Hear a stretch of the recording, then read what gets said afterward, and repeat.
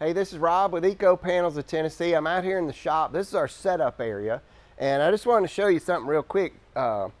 So if you've seen our other videos, you know that we set up every house here in the shop before it goes out, so we can measure it. The guys are building little walls over here. But people say, well, how do you set up the roof? Do you put the roof on the house? Well, no. I'm actually standing on Mr. Hill's roof.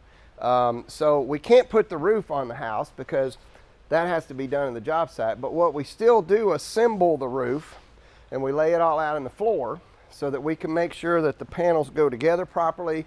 We can measure the length and the width, the pitch angles on the end, and check all that so that we can still do that quality control on a roof system without actually building a house. Plus, our building's not really tall enough to put a roof on a house in here anyway.